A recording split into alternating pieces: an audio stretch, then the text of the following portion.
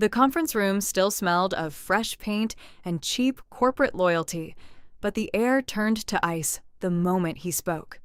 11 minutes ago, she was just an obstacle in his way. Now, a single manila folder has turned the new VP's grand debut into a masterclass in professional self-destruction.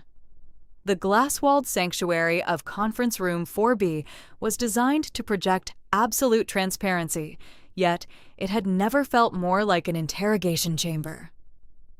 Outside, Warsaw's corporate skyline stretched out under a blanket of slate-gray clouds, mirroring the sudden chill that had settled over the internal audit team. Marcus Vance, the newly minted vice president of operations, adjusted his silk tie with the practiced ease of a man who believed the world was divided into predators and paperwork. He had arrived that morning, like a hurricane wrapped in a bespoke suit, eager to mark his territory. The open plan office was still buzzing from his opening salvo, that sharp public declaration meant to humiliate Elena in front of the very team she had built from the ground up. "From now on, you report to me," he had barked, his voice echoing off the glass. Elena hadn't flinched. She hadn't defended her title, nor had she pointed out that her department had enjoyed direct board access for the last 3 years. Instead, she had offered a gaze as cool and unreadable as deep water, placed a deceptively thin manila folder on his pristine mahogany desk, and walked out. Now, exactly 11 minutes later, the silence inside his office was heavy enough to crush a lesser man. Marcus stared down at the contents of the folder, his face transitioning from a flush of irritation to a sickly, chalky pale. Spread across the polished wood were 3 separate forensic audit reports from the previous fiscal year, documents that should have been buried in the deepest, most encrypted archives of their Zurich branch. Each page detailed catastrophic compliance failures, unauthorized offshore transfers, and systematic supply chain bleeding. But it wasn't the numbers that made the air leave his lungs. It was the bottom of every single page. There, stamped in crisp, indelible blue ink, was his own signature. Not a digital replica, not a clumsy forgery, but the distinct, aggressive scrawl he had used for a decade. The very anomalies he had been brought in to clean up and blame on legacy staff were explicitly authorized by his own hand, dating back to his time as a regional director. He had signed them off blindly during a late-night golf trip in Mallorca, trusting a subordinate who had since vanished from the grid. He felt a sudden, sharp throbbing behind his eyes as the realization clicked into place. Elena hadn't just been tracking the leak. She had been waiting for the exact moment the trap would spring itself. Marcus gripped the edges of his desk, his knuckles turning white as he looked through the glass partition. Elena was sitting at her desk, calmly sipping her espresso, her eyes never leaving her monitor. She looked entirely detached, yet he knew, with absolute certainty, that she was listening to every heavy breath he took through the thin glass. He needed to know how deep this well went, and he needed to know now, before the board convened at 2:00. He threw the door open, the heavy glass swinging on its hinges with a sharp hiss. The entire floor went dead silent. Keyboards stopped clacking, and 20 pairs of eyes glued themselves to the floor, terrified of catching the fallout. "In my office, now," Marcus commanded, his voice shaking slightly, stripped of its previous bravado. Elena didn't rush. She set her cup down with a deliberate, soft click, smoothed the front of her blazer, and stood up. As she walked past the rows of desks, a faint, ironic smile touched the corner of her lips. She knew exactly what was in that file, and she knew that every step she took closer to his office was a nail in his beautifully tailored coffin. He slammed the door behind her, throwing the folder onto the desk between them. The paper scattered, revealing a final, hidden page he hadn't noticed before, a metadata log showing that these files had already been queued for automatic delivery to the regulatory committee. Who authorized him to do this? Marcus demanded, pointing a trembling finger at the name of the missing subordinate on the log. Silence. Elena merely tilted her head, looking at him not with anger, but with the quiet pity an apex predator reserves for a creature that has willingly walked into a snare. The clock on the wall ticked forward, each second narrowing his window of survival. The silence stretched, thick and suffocating, punctuated only by the rhythmic hum of the ventilation system. Marcus stood frozen, his hand still hovering over the scattered pages, waiting for an answer that wasn't coming. Elena hadn't even blinked. She stood with her hands loosely clasped in front of her, a portrait of absolute serenity against the backdrop of his unraveling world. "I asked you a question, Elena," Marcus hissed, lowering his voice to a harsh whisper that lacked any of its morning thunder. "Who put this metadata together? Who authorized this tracking? This is internal proprietary data. Accessing it without executive sign-off is a breach of protocol." "Protocol?" Elena repeated the word softly, tasting it like a vintage wine that had turned to vinegar. She took a single step closer to the desk, her low heels making no sound on the plush rug. "Marcus, you've been in this office for exactly 4 hours, and you're already hiding behind protocol. The board didn't send me to follow protocol. They sent me to find the leak." She reached out and calmly turned the top document toward him, tapping her manicured fingernail against the blue ink of his signature. And, as it turns out, the leak just walked in wearing a $3,000 suit. Marcus felt a bead of sweat trace a cold path down the back of his neck. His mind raced through a dozen damage control scenarios, each one cruder than the last. Deny it? The ink was fresh, the forensic verification undeniable. Blame the vanished subordinate? The metadata log clearly showed the authorization tokens came from Marcus's personal corporate ID, used from an IP address in Mallorca. He realized with a sinking feeling that Elena hadn't just stumbled onto this. She had mapped the entire constellation of his past indiscretions, waiting for him to arrogantly overstep so she could pull the trigger. "You think you've won?" Marcus whispered, leaning over the desk, trying to use his height to intimidate her. "But you forget how this game is played.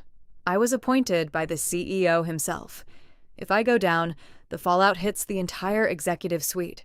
They will bury this report, and they will bury you with it to protect the stock price." Elena offered a sharp, ironic smile that didn't reach her eyes. She reached into her pocket, not for a weapon or a badge, but for her phone. She tapped the screen once, revealing a countdown timer that was rapidly approaching 0. "The stock price is already accounted for," she said smoothly.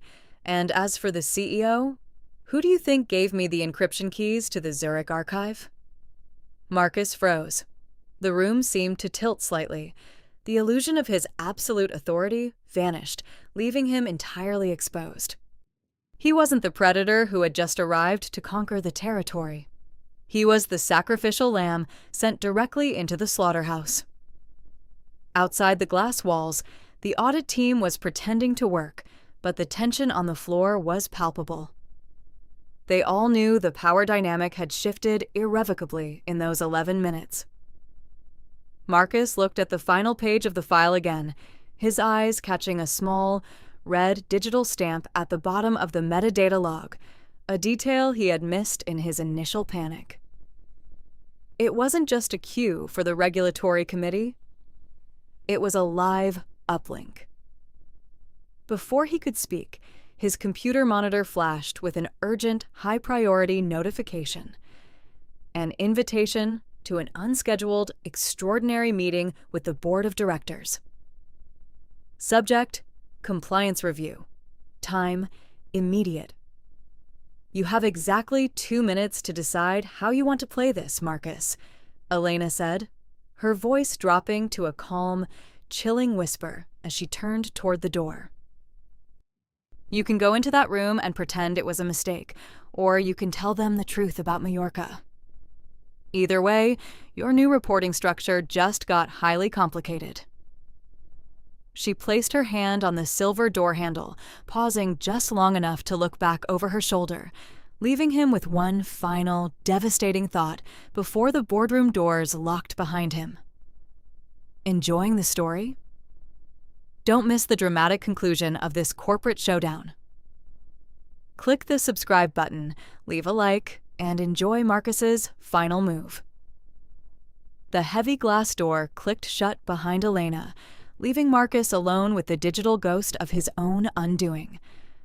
On his monitor, the boardroom invitation blinked with a cold, rhythmic persistence, its red accent light casting a bloody hue across the scattered pages of the Zurich report.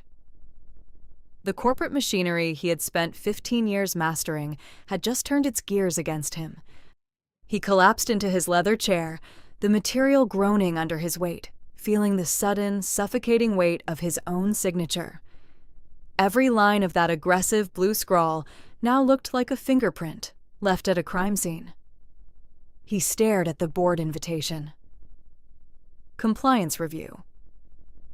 It was a euphemism for a corporate execution. If he walked into that room completely unprepared, he would be escorted from the building by security before the markets closed. He needed leverage, a counterweight, something to throw into the gears to buy himself 24 hours. His fingers flew across his keyboard, pulling up the deep-level access logs for the Warsaw branch. If Elena had been digging through his past, she must have left a digital footprint of her own. No one enters an encrypted archive without leaving a ghost in the machine, but as the server logs scrolled down his screen, a cold dread began to replace his panic. There were no unauthorized entries, no backdoors. Every single document Elena had placed on his desk hadn't been pulled from a hidden archive by a rogue auditor. They had been systematically unsealed by the Compliance Committee's automatic trigger protocols. She hadn't broken into the safe. The safe had opened itself for her, because the system had flagged his credentials the moment he logged into the Warsaw network that morning. He wasn't caught in a trap she had set. He was caught in a trap he had built himself when he accepted the promotion. Marcus looked up through the glass partition. Elena was no longer at her desk. She was standing by the panoramic window at the end of the floor, looking out at the sprawling, rain-slicked streets of Warsaw. She held a tablet in one hand, her thumb casually scrolling through what he could only assume was his professional obituary. He rose from his desk, his legs feeling strangely detached from his body, and walked out of his office. The open-plan floor was eerily quiet, the usual hum of corporate gossip completely silenced by the visible fallout inside the VP's office. As he approached her, the scent of rain and wet asphalt from the building's ventilation system grew stronger, mixing with the sharp, metallic tang of his own adrenaline. "You knew," Marcus said, his voice barely a murmur as he stopped 2 paces behind her. "You knew the moment HR finalized the transfer from Zurich." Elena didn't turn around immediately. She watched the reflection of a passing tram in the glass before turning to face him. Her expression was entirely devoid of triumph. It was the face of an accountant balancing a ledger that had been uneven for far too long. "I knew 3 months ago, Marcus," she said softly, locking her eyes onto his. "When the board asked me to audit the Mallorca logistics hub, they didn't give me your name. They gave me a list of anomalies. It took me 48 hours to realize that every single thread led back to the same signature." "Then why wait?" Marcus demanded, a desperate edge creeping into his tone.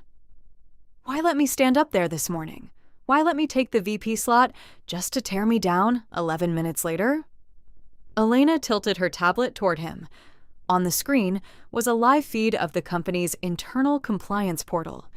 The counter he had seen on her phone earlier hadn't been a timer for the board meeting. It was the cooling-off period for the automatic disclosure laws under European financial regulations.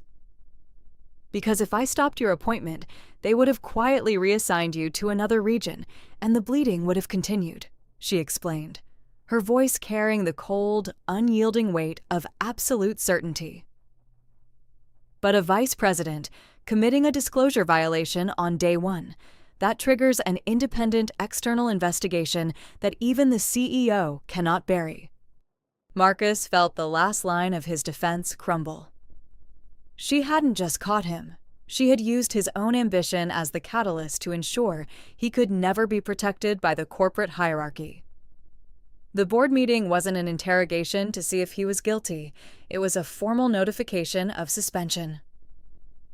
Before he could find his voice, his phone buzzed violently in his pocket. It was a text message from the chairman of the board. "We are waiting, Marcus." Elena stepped past him, her shoulder brushing his lightly, leaving him alone by the glass overlooking the city. "Don't keep them waiting," she said, her voice dropping to a whisper that seemed to echo in the empty space between them. "They like punctuality, especially when they're signing the termination papers." The walk to the executive boardroom on the top floor felt like a slow march to a digital scaffold. The elevator ascended in silence, its polished chrome walls reflecting a man who, just an hour ago, believed he owned the sky. Now, Marcus could only look at his own reflection and see a stranger whose ambition had outpaced his intelligence. When the door slid open, the atmosphere shifted instantly. The air here didn't smell of cheap corporate paint. It smelled of expensive leather, Cuban tobacco from old boardroom celebrations, and the sterile, chilling scent of absolute corporate authority. The chairman, an elderly Swiss man named Arthur Vance, no relation to Marcus's eternal misfortune, sat at the head of the massive obsidian table. Beside him were 3 external legal counsels and 2 representatives from the European Financial Oversight Authority. Elena's trap hadn't just sprung, it had brought the entire weight of the regulatory state down with it. "Marcus?" Arthur said, his voice a low, gravelly rumble that offered no warmth. "Sit." Marcus took the seat furthest from the window, feeling acutely exposed under the glare of the recessed LED lighting. He didn't look at the legal team. His eyes were drawn to the center of the table, where a duplicate of Elena's thin manila folder lay open. Next to it was a tablet displaying a live data stream of the Zurich archives. "We have reviewed the forensic metadata provided by the Internal Audit Department," Arthur began, leaning forward, his wrinkled hands flat on the stone table.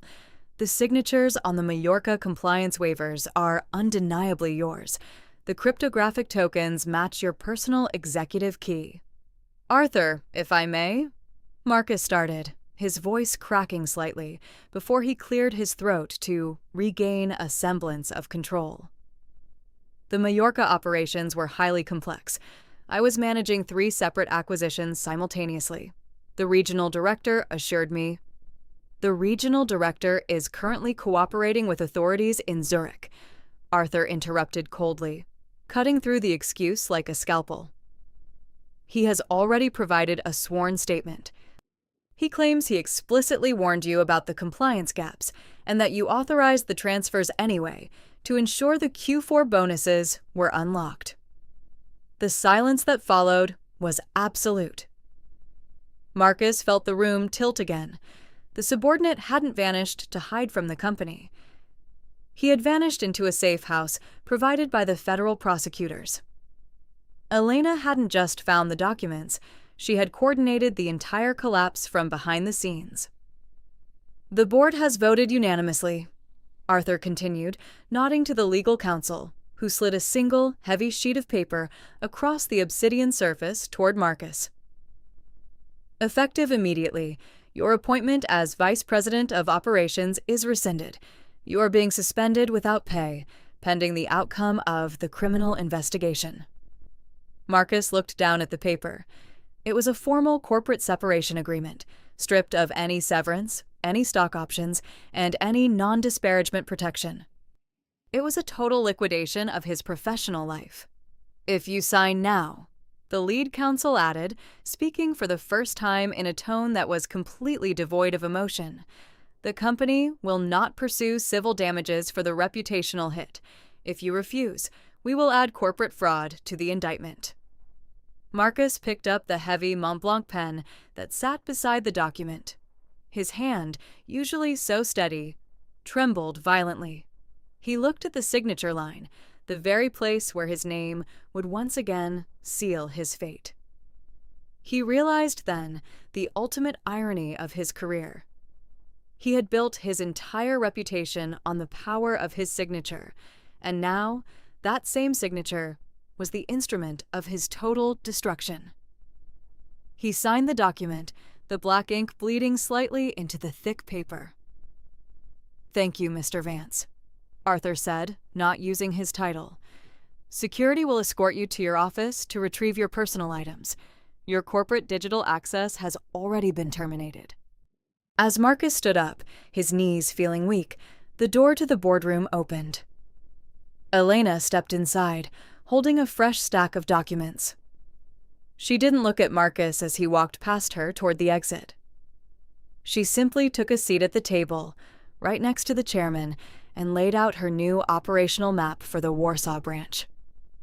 He stepped into the hallway, the heavy doors shutting behind him with a definitive mechanical click. Through the glass facade of the elevator lobby, he looked down at the open-plan office below.